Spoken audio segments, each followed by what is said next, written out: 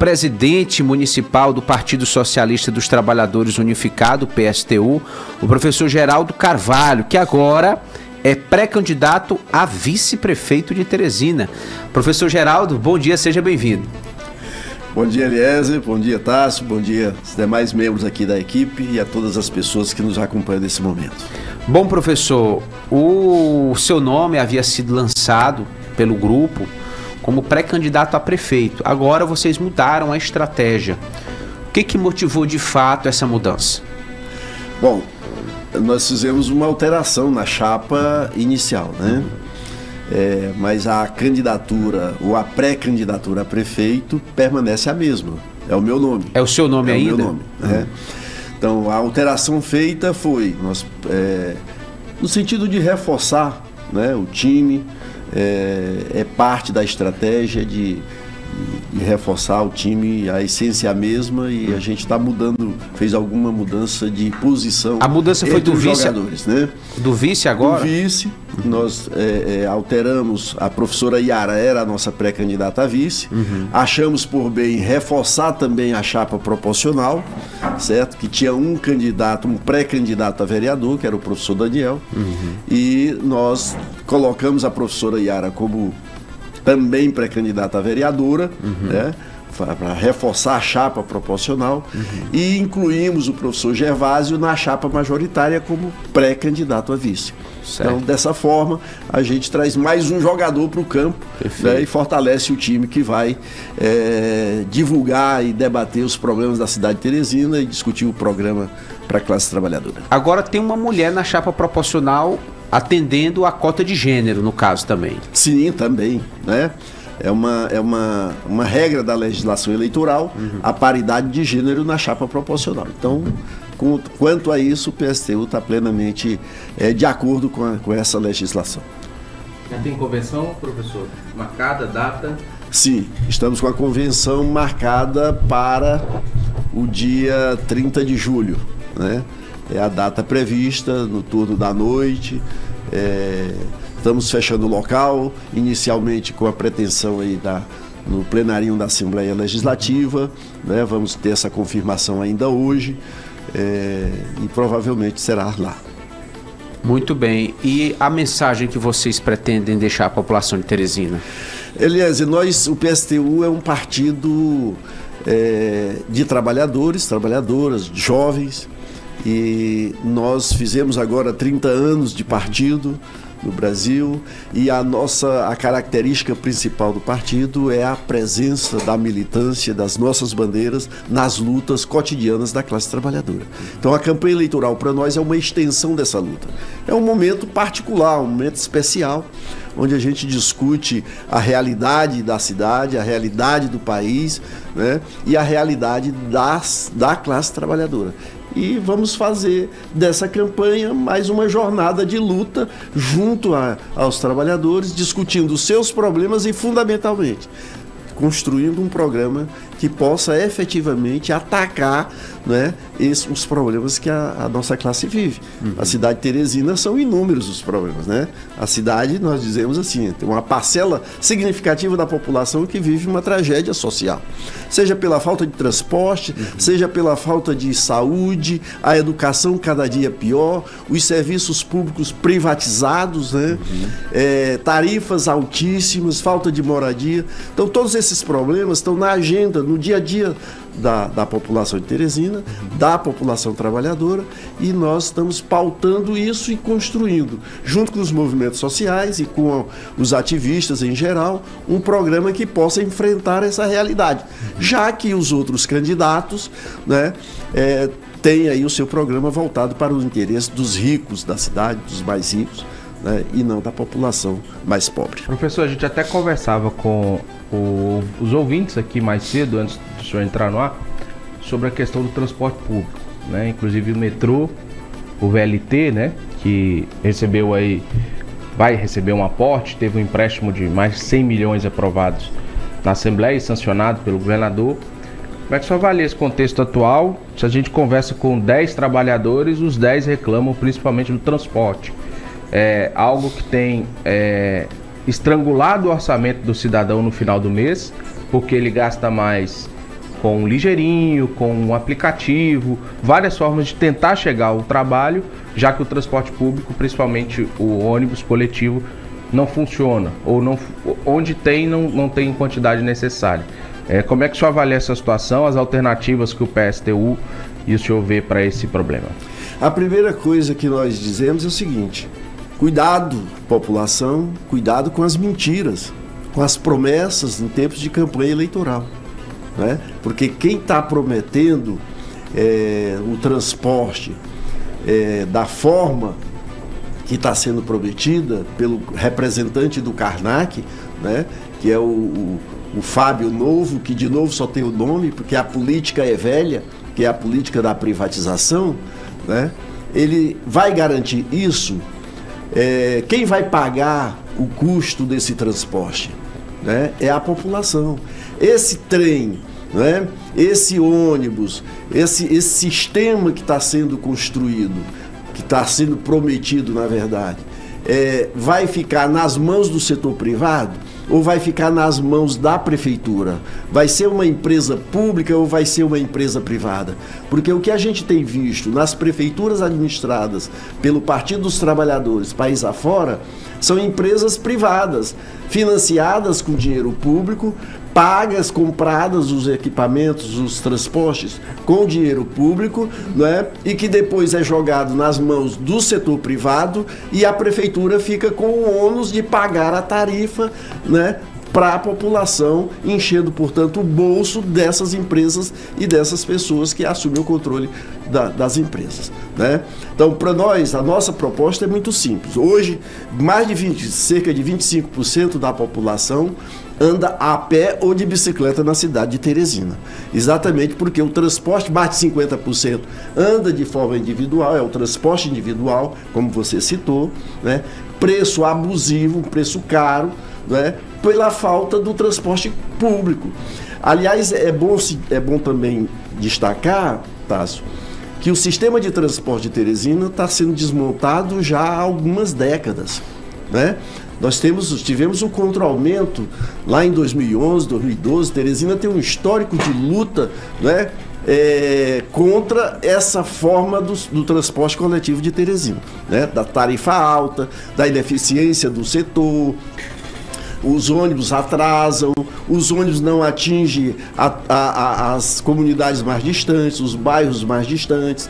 Então tem uma deficiência histórica e isso para nós tem a ver com o sistema de privatização do setor.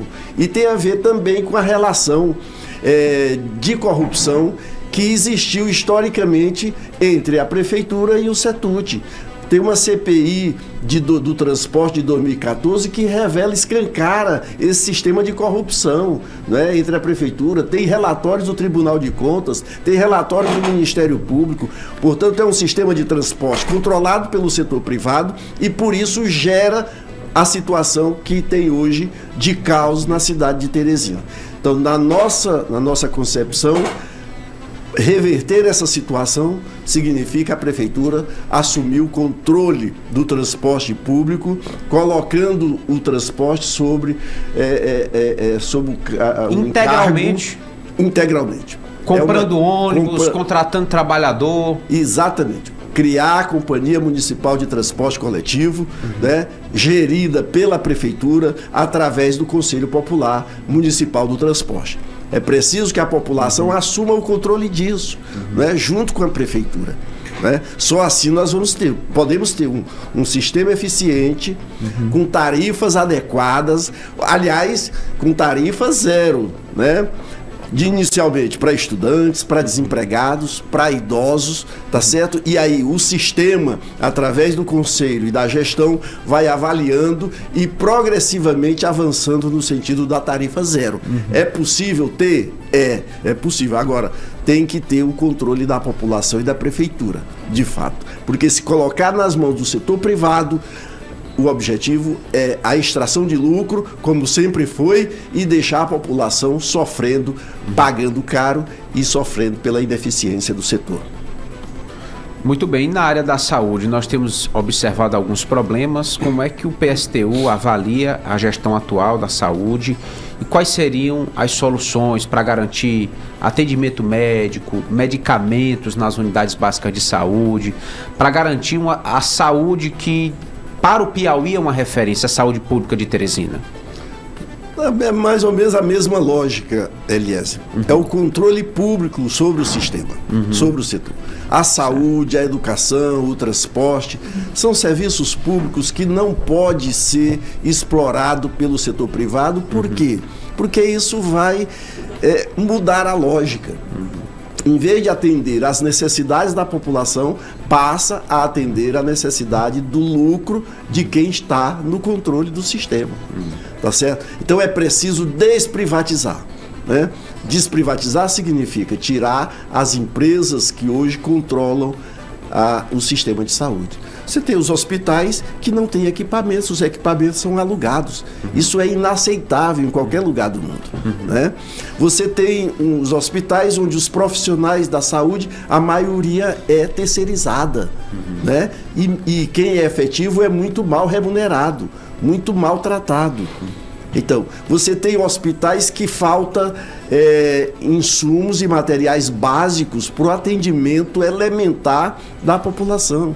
Você tem gente que morre no hospital por falta de material e de condições de fazer uma cirurgia e até pequenos procedimentos.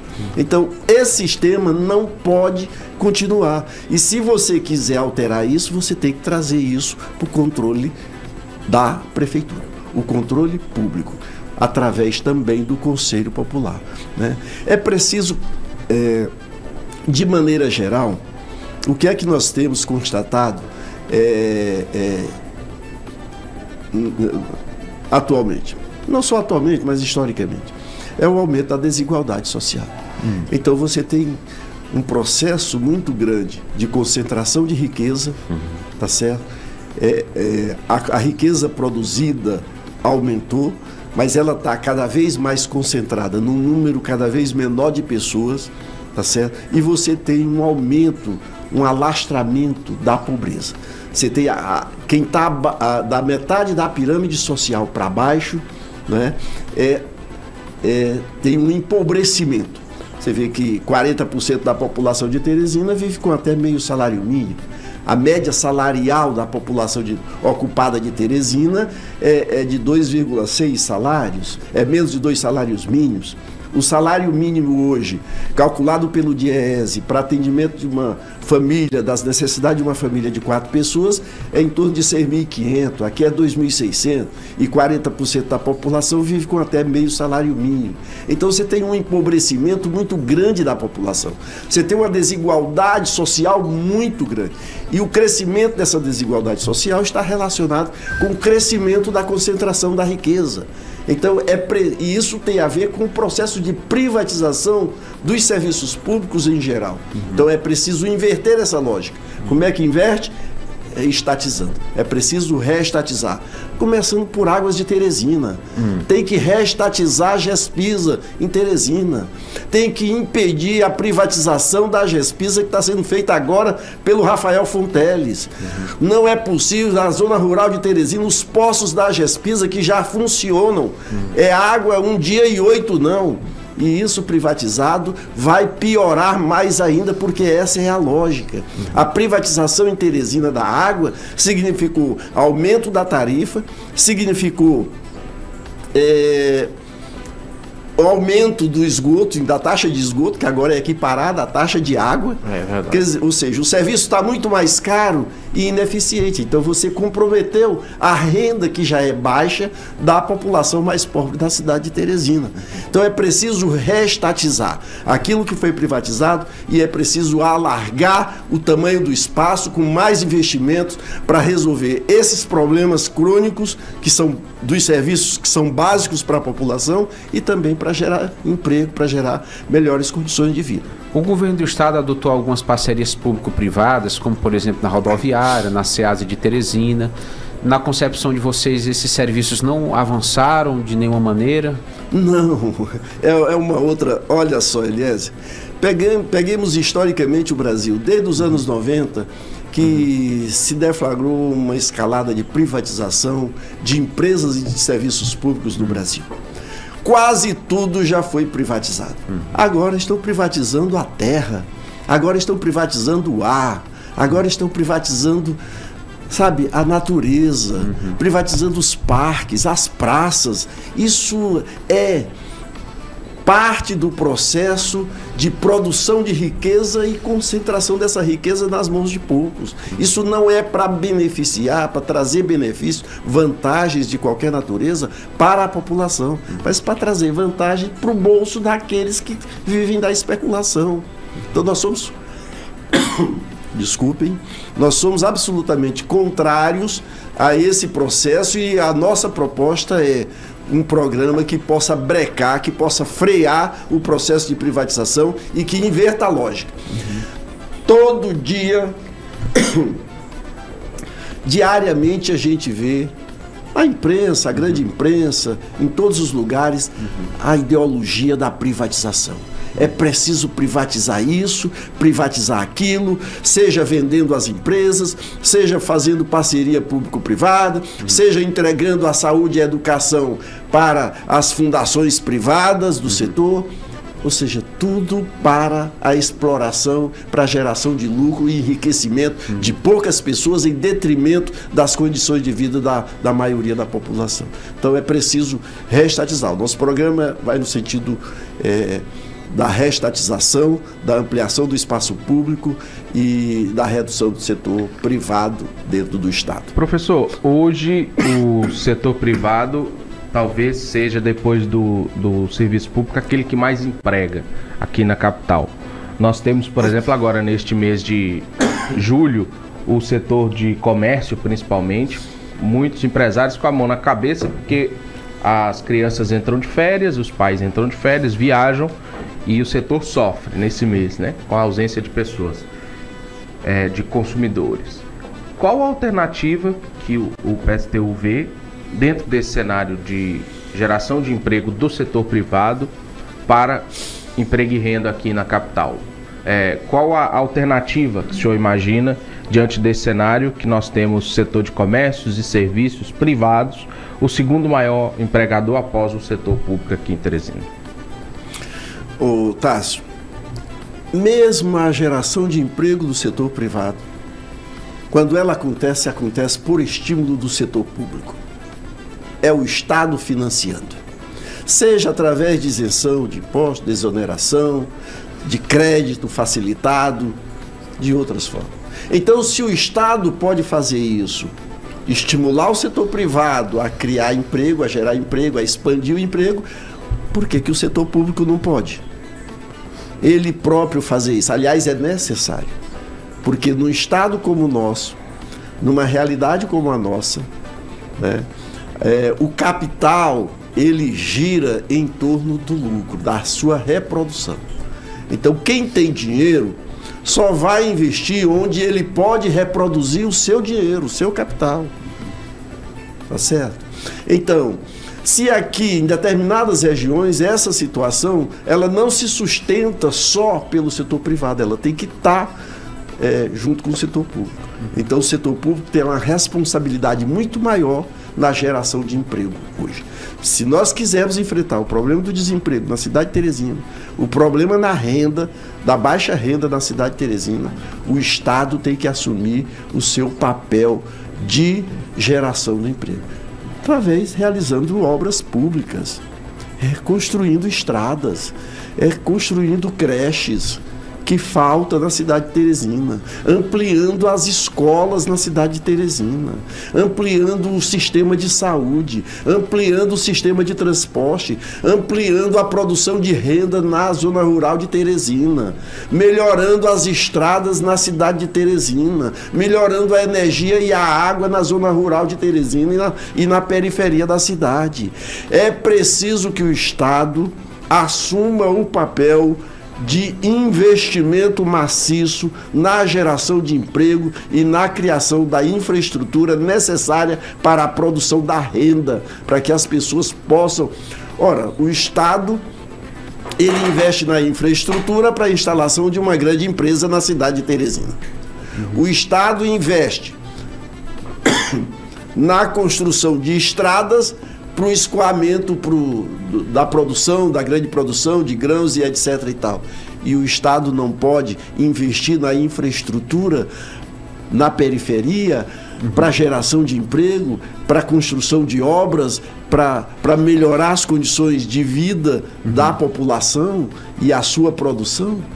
O Estado tem a obrigação de fazer isso. Se você jogar isso, por que o governo Lula, a Frente Ampla aí está com o PAC, reeditando o PAC? O que é o PAC? Se não investimento público no setor privado, não é? Então, o investimento que o Estado tem que fazer tem que ter uma lógica diferente da lógica do setor privado. Porque a lógica no setor privado é a geração do lucro. A lógica no setor público é a geração das condições necessárias para satisfazer as necessidades básicas da população. Essa é que é a lógica. Nós temos visto em alguns momentos os pré-candidatos a prefeito tentando se associar a figuras a nível estadual ou nacional. O PSTU vai ter essa estratégia também ou é uma alternativa mais independente aqui na cidade de Teresina? Eliezer, o que nós temos visto na cidade de Teresina e no Piauí, nas eleições de um modo geral, mas aqui é muito mais escancarado, são os grandes esquemas eleitorais sendo montados para iludir, para enganar a classe trabalhadora. São esquemas eleitorais mentirosos, né? Como eu já disse, o representante do Karnak aqui, ele tem um grande esquema eleitoral e ele representa a velha política com o nome de novo, né? Que vai inovar, que vai fazer... Inovar significa o quê? Privatizar? Ora, privatização é velha. A tragédia que a gente vive é decorrente da privatização. A falta do transporte que a gente tem em Teresina é por causa da privatização do setor. A falta de saúde em Teresina é por causa da privatização. A privatização nesse país corre solta desde os anos 90 para cá. Então, a lógica tem que ser outra. Isso não é inovação, tá certo? Então, esse setor, ele monta os grandes esquemas eleitorais, vende muita ilusão durante a campanha. Fábio Novo tem 420 candidatos a vereadores. Olha só, que máquina, né? Que máquina. Milhões de reais serão injetados, estão sendo gastos nessa campanha para comprar 20 vagas na Câmara Municipal e para comprar o cargo, o mandato de prefeito de Teresina. Isso é um esquema pesado de fraude eleitoral, tá certo? Então isso, a população não pode se enganar com isso. Da mesma forma que o outro esquema, aliás, o Fábio Novo agora quer ser conhecido também como Fábio Bolsonaro, né? Fabionaro. Ou seja, tá tão imbricado, sabe? Você acha apelativo ele tentar atrair o público bolsonarista? Claro, é parte da direitização, né? Olha só, ele não basta ter um vice diretamente apoiador do Bolsonaro, ele se cola exatamente para atrair, né? E se confunde com a outra velha política, a outra velha candidatura, que é a do Silvio Mendes, né? Que fez parte de um esquema que governou Teresina por 30 anos, né? E que é responsável também pelo caos do transporte e na saúde que tem na cidade, porque também fez parte da privatização desses serviços.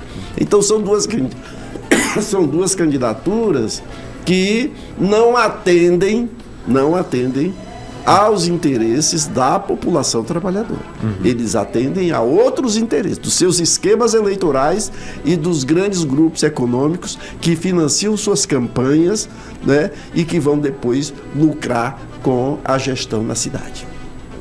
Muito bem. E a respeito dessa nova estratégia para a eleição proporcional, o PSTU passa a ter 2 pré-candidatos, o professor Dr. Daniel Solon, a professora Yara Ferri, um homem, uma mulher. Isso traz um novo ânimo, contar com alguém a mais para atingir a legenda aqui na eleição municipal? Olha, não é fácil, né? Dentro desse esquema aí que eu já citei, né? Com as grandes máquinas eleitorais, com centenas de candidatos a vereadores. Então a gente, com uma chapa com 2 candidatos, um candidato e uma candidata, não é fácil romper com isso. Agora, nós vamos discutir, estamos discutindo com a população, e a população é que vai decidir, né?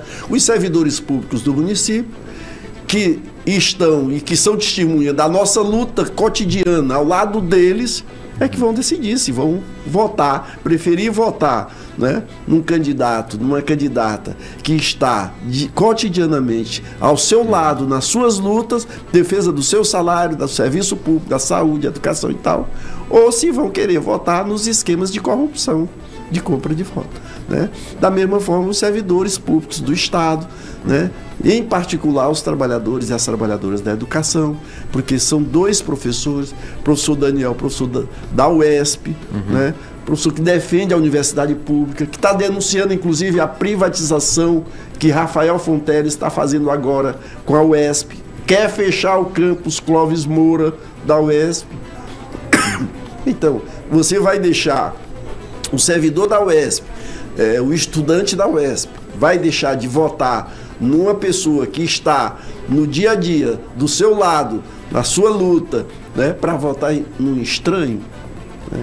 Então esse é o debate que nós estamos fazendo. Então é possível sim que a gente tenha votos suficientes com essas duas candidaturas e com a legenda do partido, voto suficiente para garantir uma vaga na Câmara Municipal. Eleitoral completo, né? Exatamente.